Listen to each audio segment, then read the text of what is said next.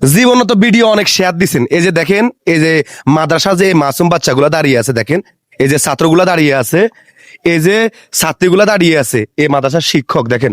এটা জিনিস আমার সবচেয়ে বেশি খারাপ লাগে। দেখেন এই মাদ্রাসার কাজ চলমান ছিল, কিন্তু এই পর্যন্ত এসে এই মাদ্রাসার কাজটা হচ্ছে বন্ধ আছে। আমরা কত জায়গায় না টাকা দিই, কত জায়গায় না আমরা ডোনেট করি, কিন্তু এই যে মাসুম বাচ্চাগুলো, এই যে মাসুম শিক্ষার্থীগুলো যে লেখাপড়া করতে পারবে, এই সুযোগ কি আপনারা করে দিবেন না? নিশ্চয় করে দিবেন।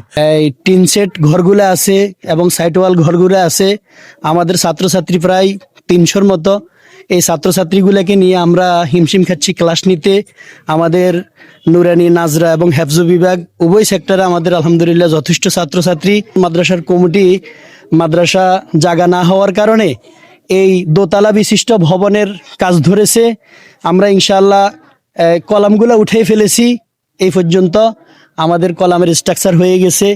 যদি কোনো হৃদয়বান ব্যক্তি থাকেন মাদ্রাসার এই ঘরের জন্য ছাদের ব্যবস্থা করে দিবেন, তাহলে আমরা ছাত্রীগুলার ইনশাআল্লাহ পড়াশোনার মান আরো সুন্দর করতে পারবো, মাদ্রাসার কাজ আরো ব্যাগতিক ভাবে হবে। এই যে আপনার এই মাদ্রাসাটা দেখছি, বিশেষ করে এই শিক্ষার্থীগুলো এখানে পড়ে, তো বৃষ্টি যখন আসে আমার তো মনে হয় না যে এখানে যতগুলো শিক্ষার্থী আছে এরা এখানে ভালোভাবে মানে ক্লাস করতে পারে না, আমাদের এখানে আলহামদুলিল্লাহ প্রতি ক্লাসে 45, 50, 55 এরকম ছাত্রছাত্রী আছে। মানে এটা দিয়ে তো তাদের এটা হয় দিয়ে না। আমাদের হয় না। ওই যে সিসমারে সাইডে দিয়ে বৃষ্টি পানি ঢুকে বিভিন্ন সমস্যা, যার কারণে দেখেন, মাদ্রাসা কর্তৃপক্ষ- বৃষ্টির সময় যে হুজুর বললো, এই যে হুজুরটা বললো যে কি বৃষ্টির সময় যে সিস মারে, এই শিক্ষার্থীগুলো ভিজে যায়।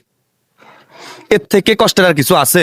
এই ছোট মাসুম বাচ্চাগুলো এখানে পড়াশোনা করে, প্রত্যেকেই অন্তত এই যে স্ক্রিনে বিকাশ নাম্বার এবং ব্যাংক অ্যাকাউন্ট নাম্বার দেওয়া আছে। কোন হৃদয়মান ব্যক্তি যদি চান যে এটা একা করে দিবেন, করে দিতে পারেন।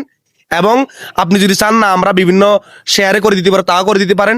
আর আপনার কাছে যাই আছে, 100 টাকা বলেন, 1000 টাকা বলেন, 5000 টাকা বলেন, বিশেষ করে যত প্রবাসী ভাইয়েরা আছে আপনাদেরকে আমি বলবো যে এই মাসুম বাচ্চার দিকে তাকিয়ে, এই মাসুম শিক্ষার্থীগুলোর দিকে তাকিয়ে অন্তত এই মাদ্রাসার কাজের জন্য আপনি একটু ডোনেট করেন, আর প্রত্যেকে ভিডিওটা শেয়ার করে দিন। তো এটা হচ্ছে নোয়াখালী 7 নং ধর্মপুর ইউনিয়ন 7 নং ওয়ার্ড পূর্বশুলিয়া গ্রাম, না হুজুর? পূর্বশুলিয়া গ্রাম। আচ্ছা, মতিয়ালাম বাজার রাস্তার মাথা সংলগ্ন। আর যদি জেলার কথা বলি, নোয়াখালী জেলা সদর উপজেলার মধ্যে হচ্ছে এই মাদ্রাসাটা। আচ্ছা হুজুর, তো এই যে মাদ্রাসার আপনার যে ভবনটা এখন আটকে আছে টাকার জন্য, এটা দৈর্ঘ্য প্রস্থটা যদি একটু তুলে দিতেন তাহলে সবাই একটু জানতো আর কি। আমাদের এই ভবনের দৈর্ঘ্য হইল 55 ফিট আর প্রস্থ হইল 35 ফিট।